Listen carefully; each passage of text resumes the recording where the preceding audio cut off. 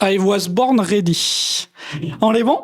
Eh bien, merci beaucoup d'être venu à cette session très bizarre où le speaker a même pas pris la peine de faire un abstract et on vous a donné une feuille en entrant. Si vous en avez pas, prenez une feuille. Je vais vous demander de jouer un tout petit peu le jeu au début. Avec cette feuille, je vais vous donner un objectif.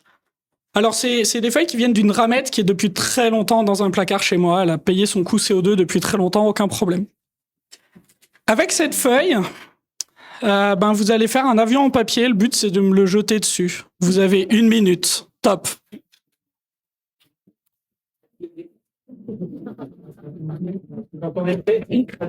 Et je le fais aussi. Non, c'est quand ça sonne.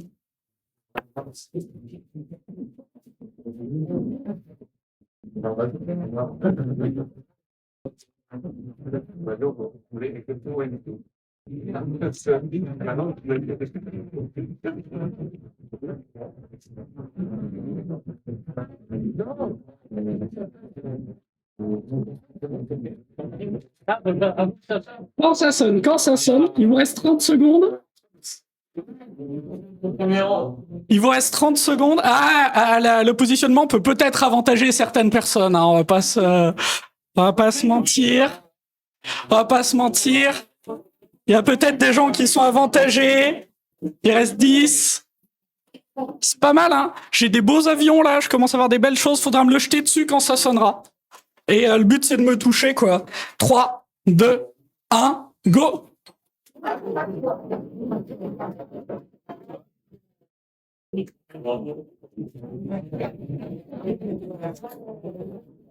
Pas mal. Je vois des belles réalisations. Je vois vraiment le bel ouvrage à différents endroits.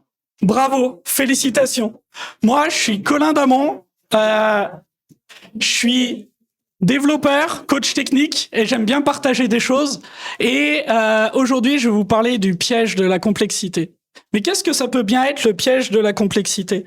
C'est par exemple, quand je vous demande de faire un avion rapidement pour me le jeter dessus, et que j'ai des avions comme ça, alors que cette forme d'avion fonctionne tout aussi bien. C'était une manière de faire un avion qui allait bien. Donc on va essayer de parler un tout petit peu de ça. C'est un piège qui est à peu près omniprésent dans notre quotidien. Alors j'ai trouvé certains trucs dans lesquels il y a ce piège. Vous avez le droit de pas être d'accord, vous me dites, on discute. On va le trouver dans nos organisations. Alors bien sûr, nos organisations sont faites pour nous simplifier la vie. Mais peut-être que vous avez déjà trouvé une organisation qui rendait certaines choses plus complexes. Je ne sais pas, peut-être. Ça peut arriver. J'ai entendu la légende comme quoi c'est déjà arrivé à des gens. Ça peut être dans la communication, parce que la communication, évidemment, il n'y a jamais de problème quand on communique une chose à une autre personne. Il n'y a jamais d'incompréhension, il n'y a jamais de choses comme ça. Ça peut être dans la pression qu'on ressent. Par exemple, on vous dit vous avez 1 minute pour faire un avion. Ça peut être tout simplement l'incompétence. C'est pas grave l'incompétence, c'est ok d'être incompétent. Je suis incompétent en cuisine. C'est ok, c'est pas grave, c'est pas une insulte, l'incompétence. Donc ça peut être juste l'incompétence qui va nous créer de la complexité. Ça peut être le problème à résoudre. On peut avoir le problème qu'on a à résoudre a une certaine complexité qui est inhérente au problème. Ça peut être l'héritage, les choses qui étaient là avant, qui vont créer une complexité dans ce qu'on essaye de traiter. Et enfin, ça peut être nos biais, tous nos biais.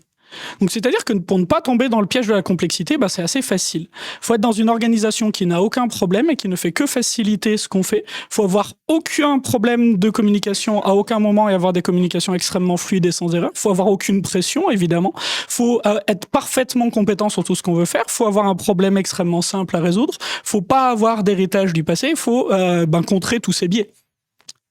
Ok. On est peut-être mal barré pour éviter le piège de la complexité. Est-ce que vous êtes à peu près convaincu que globalement, il y a de la complexité qui va se créer au moins avec ces choses-là? On peut pas éviter nos propres biais par définition. Personnellement, d'autres personnes peuvent nous aider à le faire, mais on peut pas. Rien que celui-là, on est foutu, quoi. Bon, mais c'est peut-être pas très grave. Peut-être qu'on est obligé de tomber dans ce piège, mais il est peut-être pas très impactant. On va essayer d'imaginer, on va faire un exercice mental. Je prends ce graphique pour essayer de savoir les conséquences de la complexité. Donc c'est un graphique avec un axe normal, hein, c'est pas d'histoire de logarithme ou de machin comme ça. Je prends les efforts et les fonctionnalités. Sur les projets, vous pensez que plus je mets d'efforts, plus je fais de features, j'ai une droite. C'est bien ça? Ouais, non. Hein, vous n'avez pas trop croisé une droite, quelque chose comme ça. Vous avez plus quelque chose comme ça qui peut aller vers une asymptote. Dans les cas les plus extrêmes, ça peut même redescendre. Mais déjà, une asymptote, c'est pas une super bonne nouvelle parce qu'on peut mettre des millions sur la table, il se passera rien de plus. Ok. On a un piège, on peut pas trop s'en sortir. Enfin, en tout cas, c'est très très délicat, il vient de trop d'endroits. Et ça a des impacts. Ça a vraiment beaucoup d'impacts. Du coup, on va aller élever des chèvres dans le Larzac. Je pense que ça reste la meilleure chose à faire. Ouais. À moins qu'on trouve une solution ensemble. Et cette session était un piège, ce n'est pas un talk. Ce que je vais vous inviter dans un fishbowl. J'ai énormément de choses à dire sur la complexité, mais je vais vous inviter à participer à un fishbowl. Un fishbowl, c'est un format dans lequel, si vous êtes sur une de ces 4 chaises, avec un micro, vous pouvez parler. Il doit toujours y avoir une chaise libre. Donc si quelqu'un vient s'asseoir, il y a quelqu'un qui va se lever et retourner dans l'assemblée. C'est un échange et réfléchissons ensemble à comment est-ce qu'on peut sortir du piège de la complexité. Qu'est-ce qu'on peut faire pour se sortir de ce piège? J'ai l'impression qu'on est plutôt en phase, en tout cas de vos réactions, sur le constat initial. Donc je vous invite à venir vous asseoir, prendre un micro et échanger sur ça. Cette session était définitivement un piège.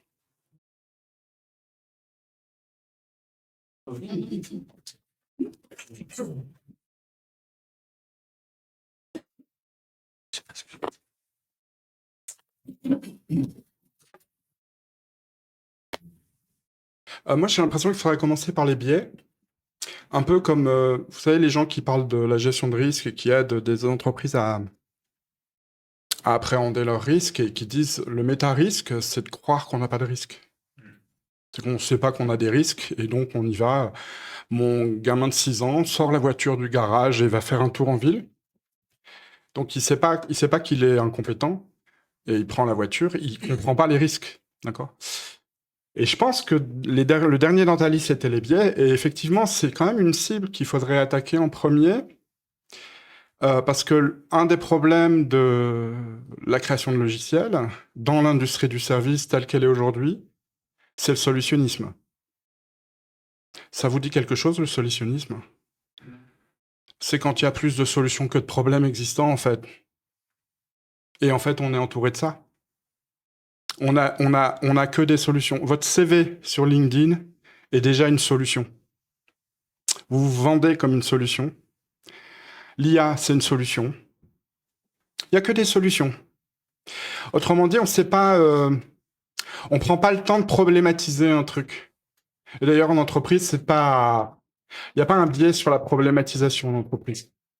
Il n'y a pas beaucoup de gens dans l'entreprise qui creusent et qui mâchouillent, à part des chercheurs peut-être, qui mâchouillent un problème jusqu'à ce qu'ils puissent dire « Là, je crois qu'on est bien mûr, si on a exploré ça, ça, ça. » C'est bien, ce qui est bien plus fréquent, c'est de dire on va prendre des gens, on va prendre une solution, on m'a dit que c'était Kubernetes, ou que c'était l'IA, on m'a dit que c'était ça.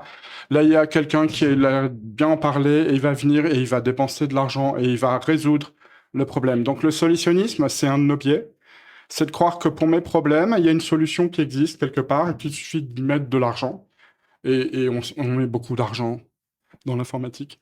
Voilà ce que je pense. Moi, pour rebondir là-dessus, il y a un truc qui est assez pertinent sur ça, c'est qu'on parle beaucoup du fait que l'IA va remplacer les devs. Et du coup, ça voudrait partir du principe que les devs ne sont là que pour résoudre des problèmes, alors que peut-être que du coup, si on arrivait à résoudre instantanément tous nos problèmes, on pourrait enfin réfléchir à quelles sont nos vraies problématiques. Et par exemple, avoir des applications pour réserver des trains qui ne soient pas des pièges à complexité où je veux réserver mon train et je me retrouve à passer 5 minutes à essayer de rechercher mon train pour arriver sur une application qui ne fait pas vraiment ce que je veux avec plein de bugs.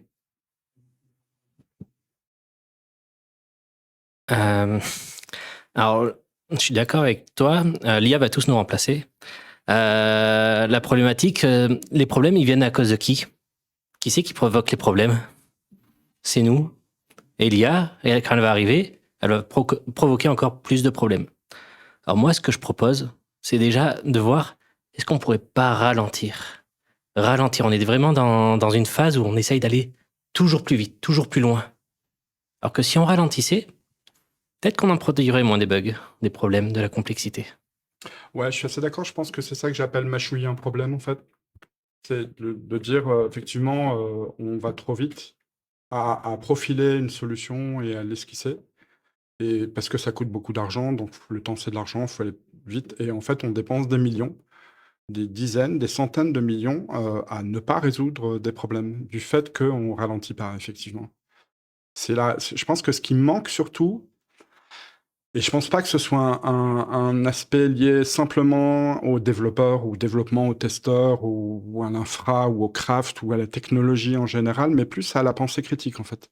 C'est-à-dire que dans l'entreprise, on vit à un rythme où on met de côté notre pensée critique. Ce qui rend le travail des testeurs, entre parenthèses, très difficile. Je parle des testeurs, je parle pas des gens qui écrivent des tests automatisés, hein, ça je les appelle des développeurs. Je parle des testeurs dont le métier est de chercher les problèmes potentiels dans un produit.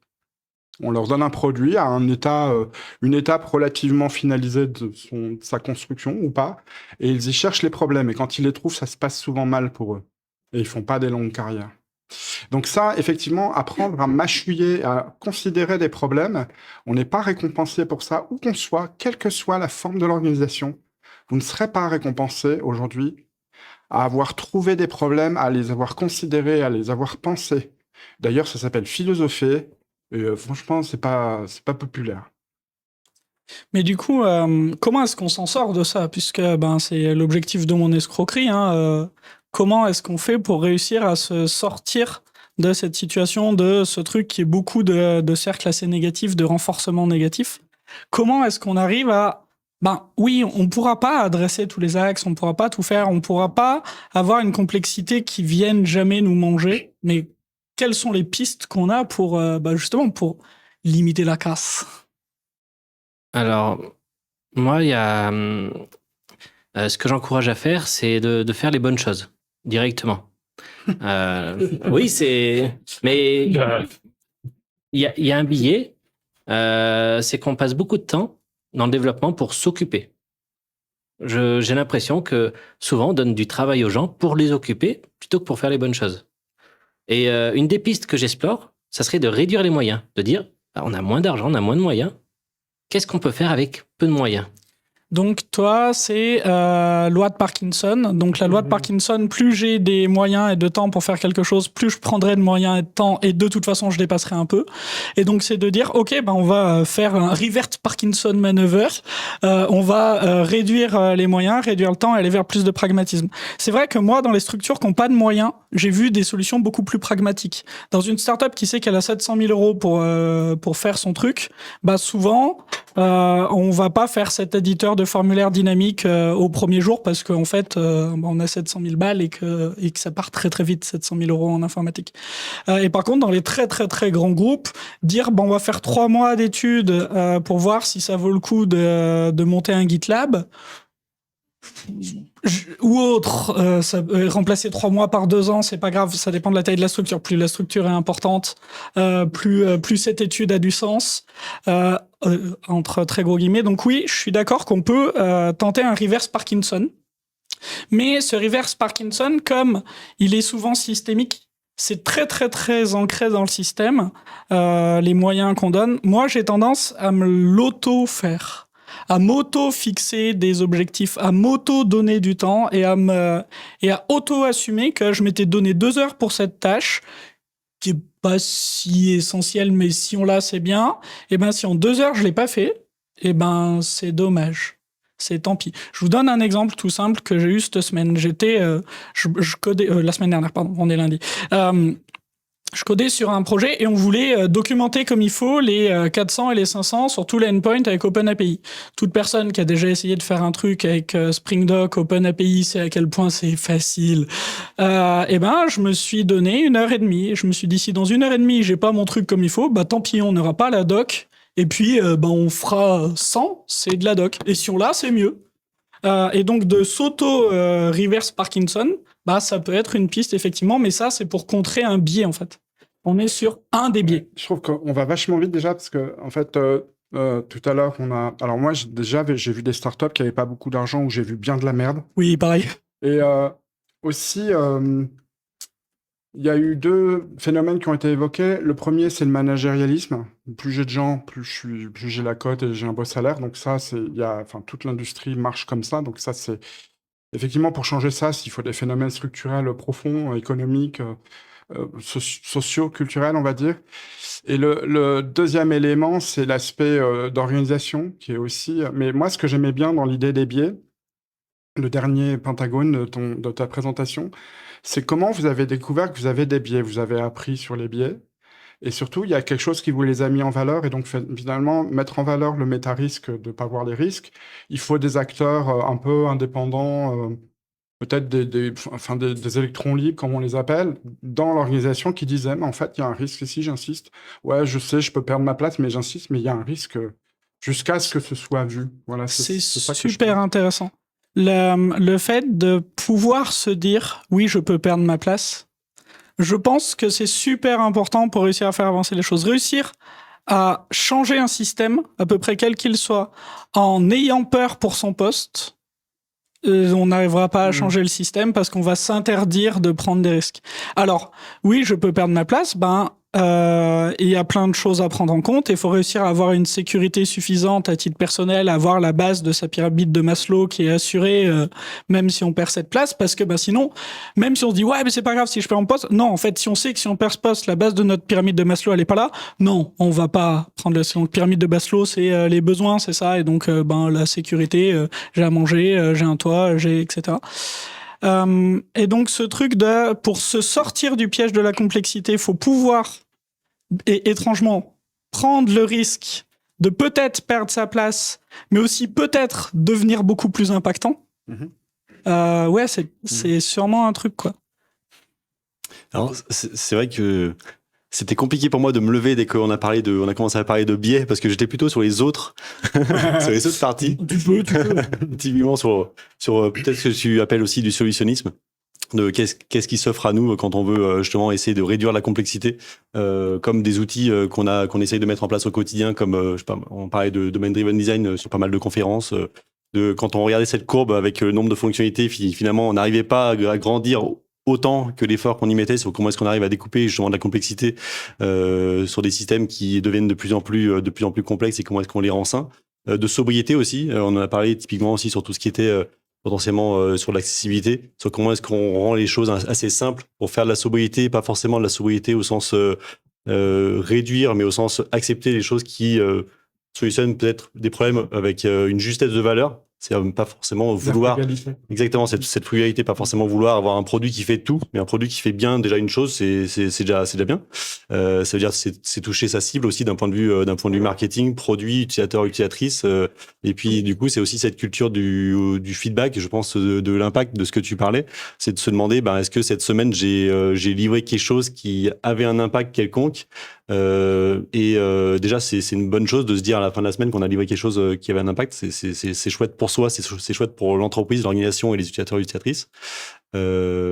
Et donc, pour moi, on a pas mal de leviers aussi comme ça à s'appliquer à soi sur tenter. Alors, je sais pas si ça réduit la complexité, mais c'est tenter de la réduire en essayant tout le temps de se remettre en question sur est-ce qu'on a livré quelque chose ou est-ce qu'on est entré dans une sorte de boucle qui nous demande beaucoup d'efforts pour livrer juste une petite fonctionnalité et donc un petit incrément qui doit arriver à un moment donné en production.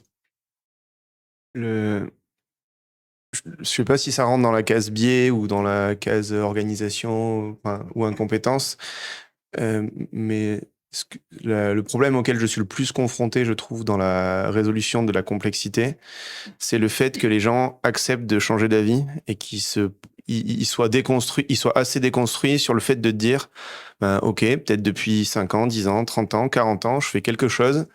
Et que je puisse dire, en fait, je fais de la merde depuis tant de temps. Et je trouve que c'est le gap le plus compliqué à passer, c'est convaincre les gens que, en fait, on fait tous des erreurs, on peut tous être meilleurs, mais sauf que pour être meilleur, il faut accepter le feedback et accepter de changer, quoi. Donc pour toi, un des plus gros trucs, c'est la résistance au changement. Résistance au changement qui peut venir effectivement de différents trucs là-dedans. Ça peut être du biais de l'organisation, même de la communication. Quelqu'un qui communique pas assez, qui va rester dans son environnement, dans son bocal ou dans son tube à essai, selon la taille du bocal, ça va être difficile de savoir que c'est possible de faire autrement et que non, c'est pas normal. Après chaque MEP biannuel d'avoir une semaine de correction de bugs, en fait, si on va jamais voir ailleurs, ok, on a connu que ça. Dans mon tube à essai, c'est toujours passé ça. En quoi c'est un problème? Donc oui, la résistance au changement, c'est très important pour sortir du piège de la complexité. Par contre, pour moi, le problème de la résistance au changement, c'est changer vers quoi? Réduire la complexité, d'accord? Tout le monde est d'accord pour dire que le précédent a fait de la merde. Ça, globalement, mon plombier me le dit, mon électricien me le dit, et tous les devs le disent. D'accord. Mais comment on fait pas de la merde? Comment on fait Donc, il faut réussir à changer, mais comment on peut savoir qu'on change pour le mieux? Je sais pas s'il y a des outils pour ça. En tout cas, c'est un bon point. Ce que tu dis, c'est déjà accepter le fait qu'on s'est peut-être trompé. Déjà, ça, c'est Oui, un en bon point. fait, quand je dis ça, je dis pas comment, vers quel chemin je vais aller pour faire mieux. C'est juste, j'accepte que je veux peut-être changer de chemin, quoi. Et qu'on peut peut-être faire mieux. Sur ce chemin, Et qu'on peut-être fait mieux, ça se trouve, tu vas faire pire encore. Oui, mais en fait, il faut l'avoir en tête. Faut Mais il savoir. faut avoir en tête, effectivement, sur ce problème aussi d'incompétence, en fait, c'est que globalement, on est certainement dans un système où on est assez globalement incompétent et c'est pas très très grave. On essaie toujours, il faut essayer de s'améliorer, de tendre vers quelque chose, une sorte d'itération meilleure de nous-mêmes, mais parce que l'informatique en elle-même, pour moi, on est dans un corps de métier déjà qui est hyper jeune, un corps de métier qui a, je sais pas, un peu moins du siècle maintenant, 70 ans, 80 ans, et sur des systèmes distribués, on est des bébés. À l'échelle, si on prenait une forêt à l'échelle d'un chêne, en fait, on est encore un bébé chêne, quoi. Un chêne de 70 ans, c'est un tout petit chêne, et donc faut accepter le fait que déjà, on est très très immature sur notre posture de corps de métier de l'informatique en soi, et qu'il faut essayer de tendre vers quelque chose de mieux. Mais c'est très dur et c'est très effrayant, ça. Alors, je vais prendre un exemple au hasard. Tout le monde n'est pas à l'aise avec le fait de se dire « j'ai jamais fait de menuiserie, let's go, je refais ma charpente ». Exemple au hasard, complètement au hasard. Tout le monde n'est pas du tout dans cette optique-là. Donc, comment est-ce que tu peux réussir à accompagner les gens en disant « vous avez jamais fait ce truc-là, vous savez pas si ce sera mieux parce que vous savez pas, vous en avez jamais parlé à personne. Comment est-ce que tu peux faire pour les amener à faire ça sans abîmer les gens, parce qu'on veut jamais abîmer les gens. C'est un non-objectif. En fait, déjà, tu parlais aussi de tout à l'heure un peu de tube à essai, mais parce qu'on est un peu une expérience aussi en soi. C'est-à-dire que déjà, faut accepter le fait qu'on aille chercher de l'aide des communautés. Donc déjà, ici, c'est un bel exemple d'aller chercher de l'aide des communautés, de se remettre en question. Et en fait, c'est ça un peu pour tout. Tu vois, rien que tu parles des métiers du bois. Les métiers du bois, on a de la chance que ça fasse déjà milliers d'années que ça existe. Et donc, il y a des gens qui est capitalisé, qui l'a enseigné de génération en génération. Il y a même des gens qui ont uploadé des tutos YouTube pour changer sa charpente. Et en vrai, c'est plutôt cool. Et ça veut dire qu'on a quand même offert du savoir globalement à la communauté, aux communautés de manière générale. Et dans l'informatique, on est encore un peu sur le début à essayer des outils, à essayer des approches, sans être non plus convaincu mondialement du ROI de chaque approche. On se demande encore, est-ce que l'architecture hexagonale c'est bien, est-ce que le TDD c'est bien, est-ce que le pair programming c'est bien, d'être deux sur le même clavier, des choses comme ça. Et typiquement, moi, je croise de plus en plus de gens qui ne veulent pas entendre parler de ça, qui disent DDD, j'ai essayé et plus jamais. Je veux plus en entendre parler.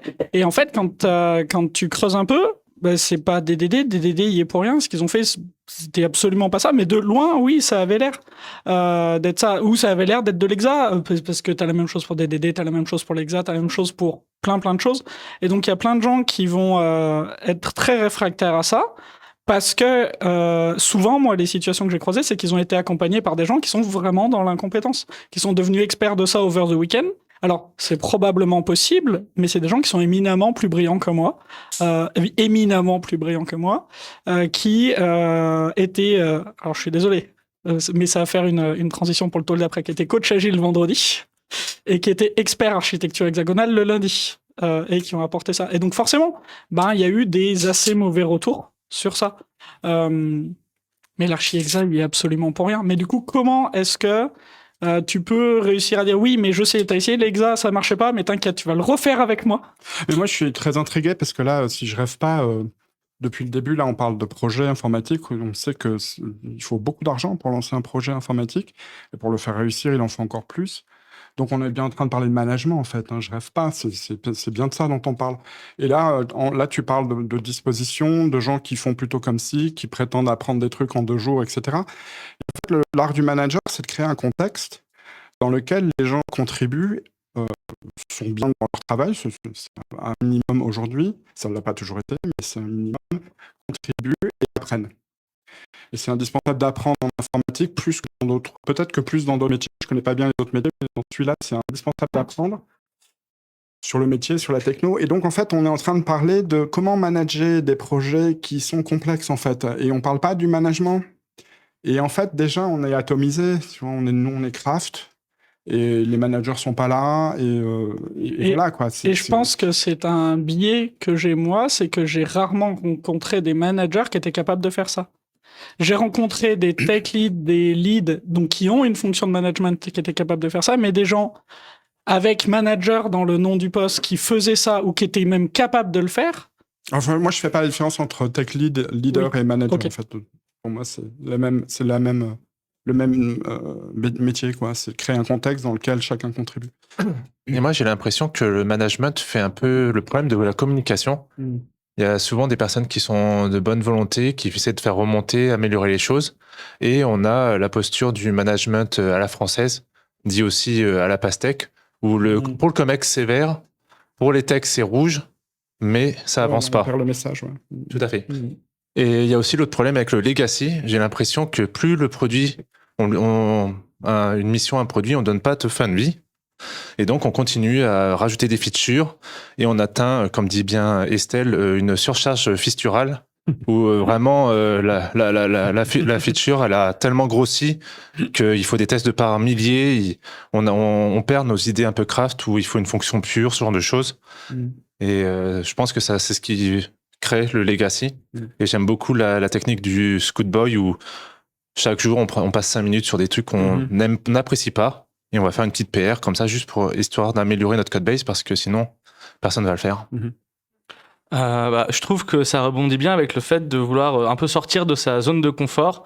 Je pense qu'on fait tous des métiers tous un métier qui est quand même très complexe. On a tous d'autres problèmes dans la vie et s'en rajouter tout seul, alors que si on faisait rien, peut-être qu'on aurait moins de problèmes. Et même si l'application elle marche pas, ça va pas me tuer quand je rentrerai chez moi. En fait, on a tous un peu envie de faire ça. Et moi, je le vois bien autour de moi. Des fois, on a un peu envie de se dire, si en fait, j'arrêtais de me prendre la tête. Ne serait-ce que pour survivre en fait. Voilà, c'est ça. Et en fait, il faudrait qu'on prenne tous un peu l'effort de faire ça. Donc, on parle du problème que les managers ne viennent pas ici. Nos PO, ils ne viennent pas ici non plus. Pardon. Et je pense que la 9/10e des devs ne viennent pas dans ce genre de conférence. Et c'est OK aussi, parce qu'en vrai, on a tous d'autres trucs à faire. Donc, c'est plutôt comment arriver à pousser les gens à sortir de leur zone de confort pour que on essaye tous de faire un monde un peu meilleur. Peut-être qu'une réponse c'est OK, j'ai été crafter, voilà, j'ai fait du logiciel, je prends des rôles avec ma maturité, je commence à prendre des rôles d'organisation, etc. Peut-être que le truc c'est de monter, d'aller là-haut là, puis de commencer à bouger les choses. Il y a des gens qui l'ont fait, qui ont monté leur boîte. Ils étaient devs, ils ont monté leur boîte pour que ça se passe mieux dans la boîte, en fait. C'est-à-dire qu'ils font une espèce de retour organisationnel de l'ascenseur. Ils disent, j'ai évolué dans des contextes pourris, je vais essayer de créer des contextes moins pourris. C'est-à-dire avec la maturité. Moi, je crois, je suis assez vieux jeu là-dessus. Je pense qu'il peut encore y avoir des filières dans lesquelles on monte en management parce qu'on monte en expérience et en compétences. Et qu'on n'est pas dans le managérialisme, c'est-à-dire j'ai un gars là qui gère des têtes et des feuilles Excel et puis qui est là pour 3 mois, 3 ans et qui répond pas de ses décisions en fait. C'est-à-dire on peut réinscrire, et c'est pas seulement le craft en fait, l'idée de l'artisanat logiciel, du compagnonnage, c'est réinscrire tout le savoir-faire d'une entreprise qui fait du logiciel, et il y a certaines entreprises dont c'est la seule activité. Toute l'entreprise qui crée du logiciel se met dans un cycle d'évolution, quoi. Et le Toyota Way est comme ça, en fait. La différence, il y avait un gars de chez Michelin qui voulait faire du Kaizen chez Michelin. Ouais, le truc de fou. Et je lui ai dit, la seule différence entre Toyota et vous, c'est que chez Toyota, les managers enseignent. Ils enseignent. ils passent le relais à d'autres managers plus juniors et ils leur apprennent à faire ça, en fait. Et le boulot d'un manager dans ces organisations-là, c'est de créer une équipe. Sa responsabilité, c'est l'équipe, c'est rien d'autre. Voilà. Et comment tu ferais, toi, là, maintenant, tout de suite, pour me convaincre de faire ça? Est-ce que tu vas rentrer dans une position de tech lead ou de management? Je l'ai été à l'époque. D'accord. Mon premier conseil, ça serait d'aller sur tes biais et donc de trouver un buddy, un mentor, pas forcément quelqu'un de beaucoup plus expérimenté de toi, avec qui tu peux débriefer tes semaines ou tes mois. Et tu dis, j'ai posé ça, j'ai posé telle action, j'ai fait ça s'est passé comme ça, et avec qui simplement tu pourrais en parler. Et débriefer ça. Mais comment tes KPI et tes OKR vont évoluer à ce niveau-là? Ça, tu vas prendre du temps. Avec des feuilles Excel et des cellules random, tu pourras faire toutes les KPI que tu veux. Personne ne comprend rien. C'est le gros problème du management, c'est KPI driven. Les gens les comprennent pas. C'est pas la peine, c'est pas grave ça. Les gens les comprennent pas. Ça c'est la parure ça. Ça c'est les KPI, je te jure. C'est de la merde. Enfin, tu fais rien. Donc c'est juste des chiffres. Donc c'est ça qui rend l'entreprise moins humaine. C'est le fait depuis qu'on est passé KPI driven. C'est le fait qu'on prenne pas le temps qu'il faudrait pour débriefer nos changements. Quand on parle de résistance, je parle jamais de résistance au changement, je parle d'information à propos du changement. Quelqu'un qui râle quand tu lui proposes un changement résiste pas. Il te donne des informations par rapport au changement que tu proposes, en fait.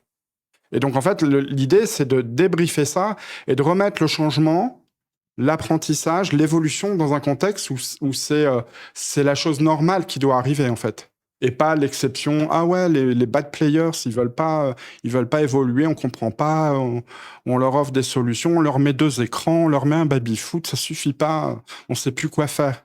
Là, c'est ça, c'est converser ensemble, en fait, débriefer. Et du coup, comment tu penses pouvoir faire? Peut-être tu voulais... Pour pas être la personne chiante qui vient et qui fait chier un peu tout le monde, qui est là, qui fait son travail. Alors, c'est ce qu'on disait tout à l'heure, si tu dois devenir la personne chiante, c'est est-ce que tu peux perdre ton job à l'heure actuelle? C'est-à-dire, est-ce que tu es employable? Est-ce que il y a des testeurs qui sont comme ça, ils disent je viens pour tester ton produit, je dis des problèmes. Ça va, je suis assez en demande, je vais pouvoir vraiment te dire les problèmes qu'il y a dans ton produit. Parce que si je suis pas en demande et j'ai besoin du job, je vais pas te dire les problèmes qu'il y a dans ton produit et tu me payes pour rien en fait. Donc avec le manager, c'est pareil en fait.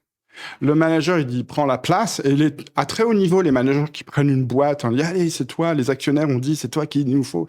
Ils décident comment, ils peuvent sortir bien sûr, ils ont zéro problème de moyens, donc ils peuvent décider en pleine conscience s'ils ont envie de faire ça ou pas. Il faudrait pouvoir arriver à faire la même chose. J'ai travaillé 17 ans chez Octo et je disais à mes collègues, ne faites pas une mission parce que vous en avez besoin. Elle va être pourrie. Si vous faites la mission parce que vous en avez besoin, elle va être pourrie. Faites la mission parce qu'elle vous intéresse. Si elle vous intéresse pas, cherchez notre mission. C'est mieux quand on a plein de clients, c'est mieux. Et c'est pas tous les jours comme ça. Il y a des périodes de vache maigre. Mais si on peut pas faire déjà ça, c'est ce qui m'inquiète avec la récession qui arrive, c'est qu'on n'a plus la marge de manœuvre pour faire le vrai job. Et donc on va être en période où tu nous casses les bonbons avec ton craft. T'es trop exigeant, voilà.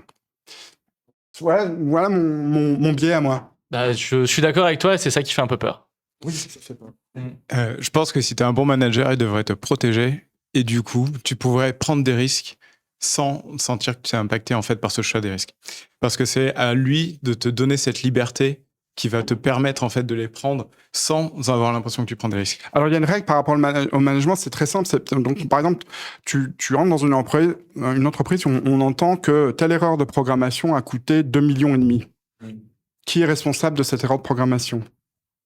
La personne qui peut signer un chèque de 2,5 millions dans l'entreprise. C'est l'entreprise. C'est le responsable de l'entreprise qui a engagé ses moyens, qui n'a pas vérifié, qui n'a pas recruté la bonne personne. Il y avait un gars qui me disait ouais, on a des problèmes de recrutement, on recrute, on a des problèmes de développeurs, on recrute des développeurs qui comprennent pas le code qu'ils produisent. Donc à mon avis, ils le produisent avec des outils, des IA ou je sais pas quoi. Et moi, je lui dis, t'as pas un problème de développeur, t'as un problème de recrutement. En fait, le manager, il a la lucidité de regarder le problème là où il le manage, en fait. Et on a cette mode du manager qui dit, mais je sais pas, j'ai une bande de bras cassés. J'ai entendu ça, moi. J'ai des bras cassés. Tu vas expliquer ça au PDG dans l'ascenseur, là, quand il va te demander pourquoi ton projet a 2 millions de retard et 2 ans de retard. J'ai une bande de bras cassés, c'est ça que tu savais faire? C'est ça que t'es venu faire? Ça va pas, ça tient pas. Donc, la règle de la subsidiarité, c'est d'avoir la lucidité, de lutter contre ces biais de manager. Donc là, on retourne tout le problème de la complexité vers le manager, de prendre le temps de mâcher le problème et pas d'essayer de sauter sur une solution ou une candidature et de débriefer, en fait. Et à cette condition-là, tu protèges une équipe qui est opérationnelle des problèmes, des risques de l'entreprise et de tout ce qu'elle traverse, des peurs qu'elle se fait avec les contextes économiques qu'elle traverse. Mais c'est du management. En fait, on n'a pas encore réconcilié. Hein. Ça fait 40 ans qu'on essaye et il y a plein de boîtes de conseil qui font du fric avec ça. On n'a pas encore réconcilié le management. En fait, le Toyota Way l'a fait. Hein. C'est de bout en bout, c'est cohérent. Des fois, ça nous paraît pas génial. On peut dire que c'est pas notre culture, c'est vachement méthodique, mais c'est cohérent. Moi, j'aurais aimé qu'on revienne en fait sur la base de la complexité et la définition. C'est parce que je trouve qu'il y a une complexité en fait qui est inhérente à chaque chose qu'on fait. Et la complexité, ça peut être d'aller d'un point A à un point B. Et en fait, pour quelqu'un qui peut pas marcher, c'est déjà complexe. Pour nous, ça est simple. Et dans chaque étape qu'on va avoir dans une entreprise ou dans un projet ou dans la vie, il y aura de la complexité de partout. Et en fait, il y a un seuil sur lequel on peut l'accepter ou pas. Et des choses simples pour nous, peut-être, les développeurs seniors, parce que là, on parle de projet dev, vont être des choses simples qui vont être peut-être plus complexes pour des juniors. Mais en fait, si on est dans une entreprise, à un moment donné, chaque chose qu'on fait, elle dessert un but. Et ce but, normalement, c'est plus ou moins générer du cash. Mais techniquement, c'est ça, c'est aller vers plus de cash. Du coup, on peut se poser la question de... En fait, quand il y a des nouvelles règles, un nouveau système qui est mis en place, est-ce qu'il va vers ce but ou pas? Et souvent, l'introduction de complexité a été pour éviter des erreurs, mettre en place des systèmes, des choses comme ça. Et on peut se poser la question de si on fait ça, est-ce que derrière, ça va répondre au problème qui est le problème de productivité de l'entreprise ou pas? Est-ce que ça va le servir ou le desservir? Mais c'est là où le problème devient extrêmement complexe. Le problème de la complexité devient complexe parce que, on a tel problème. Et t'as quelqu'un qui va être assez écouté, qui va dire aucun problème, on va à Kafka or way out of the problem, tu vois, on va mettre un Kafka et ça va résoudre tous nos problèmes. Non. Alors peut-être, c'est un très bon produit, Kafka, j'ai rien contre Kafka, on s'en fout. C'est pas le sujet. Le sujet, je peux te faire la même avec les microservices. On a plein de problèmes, on n'y arrive pas. Faisons des microservices. Parfait, vous avez maintenant des problèmes distribués. Mais c'est parce qu'on essaye de mettre des technologies sur des solutions, sur des problèmes. Parce que il y a l'incompétence. Parce que la plupart des devs vont essayer, de ma compréhension, de résoudre les problèmes par de la technologie et pas par de la méthodologie. La méthodologie est souvent très, très, très, très oubliée dans notre travail. Et donc souvent, on a un problème, on va mettre une techno pour résoudre ce problème. Non, déjà, regardons comment faire. J'ai des microservices, j'ai un problème, j'arrive pas à faire mes transactions distribuées. OK ? Je vais mettre un système pour faire des sagas. Non, pourquoi t'as besoin de transactions distribuées déjà? Arrête, ne mets pas un truc pour faire des sagas. Pourquoi tu veux des transactions distribuées? Parce que je suis en microservice et que ça c'est le microservice de read et ça c'est le microservice de write. Ok, c'est pas des microservices, c'est autre chose. Je dis pas que c'est bien ou pas bien, mais t'es pas en train de faire des microservices, t'es en train de faire autre chose.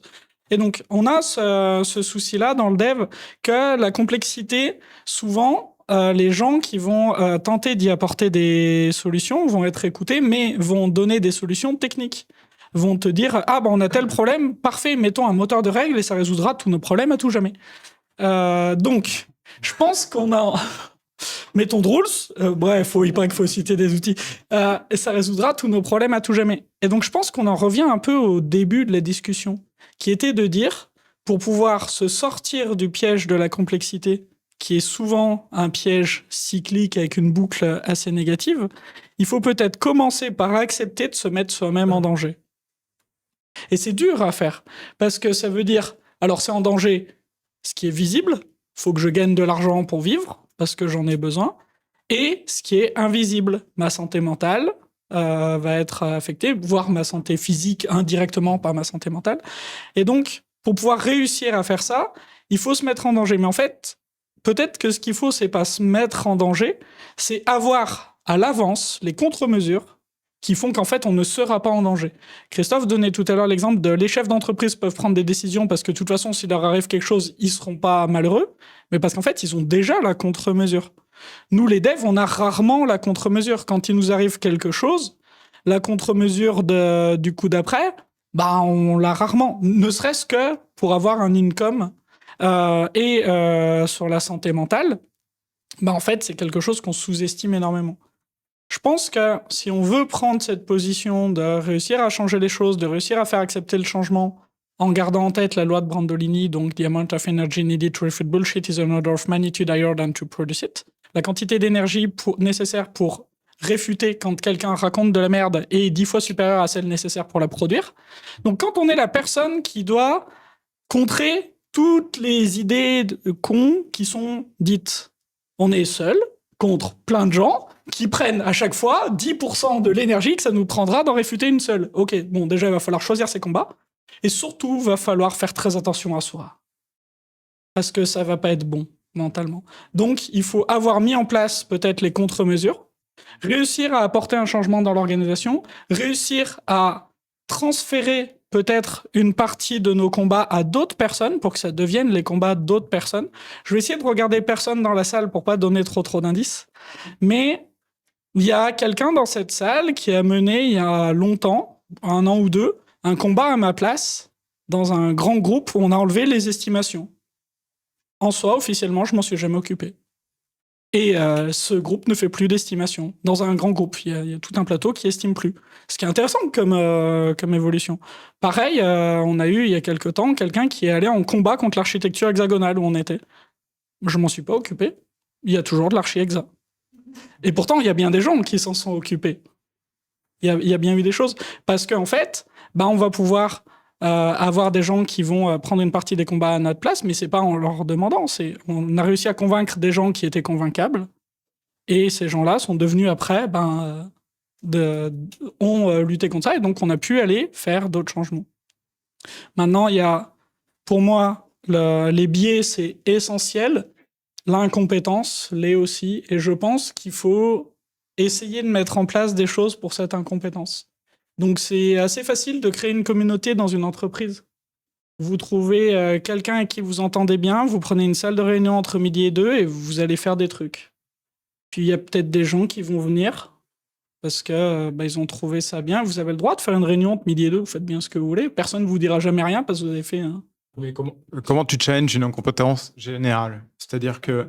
Non, mais tu es défini... En fait, une entreprise ou un groupe est défini par des connaissances finies.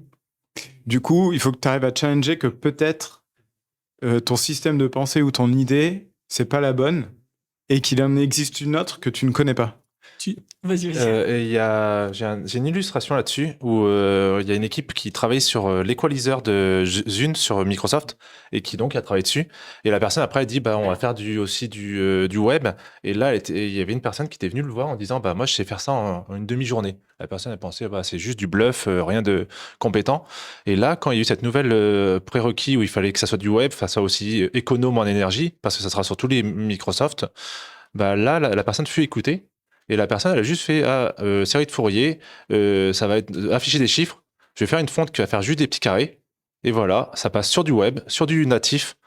Et là, la personne, c'était juste dans une communauté, et il faut savoir aussi se dire, peut-être mon équipe, sur un problème donné, peut-être incompétente, et accepter d'avoir d'autres personnes dans l'entreprise qui puissent résoudre mon problème. Écoutez, on arrive à la fin et je crois que je fais partie des gens qui doivent faire attention que les sessions finissent à l'heure. J'aime beaucoup la discussion, même si on peut la continuer, mais ça tombe bien, il y a la pause juste après. Mais j'ai noté qu'il faut accepter de prendre le risque de changer soi-même ou les autres, et donc peut-être mettre en place les contre-mesures pour que ce risque soit acceptable, qu'il faut s'organiser pour apprendre et pas pour produire à très court terme. Une organisation, pour qu'elle produise sur le moyen terme, elle n'est pas organisée pour produire, elle est organisée pour apprendre. C'est bizarre, hein. S'organiser pour apprendre, ça veut dire avoir le droit de faire des erreurs. Mais voilà. Qu'il y a beaucoup d'actions côté management et que je pense qu'il y a beaucoup de choses à faire côté management et que peut-être il faut accepter de devenir manager, en tout cas à une certaine mesure, si on veut changer les choses à une certaine échelle et que tech lead peut changer les choses, mais qu'il faut accepter qu'on va prendre des risques. On est time. Ouais, c'est un petit peu contraire au SRE où il faut pas faire du blême, mais moi je pense aussi l'application des RACI.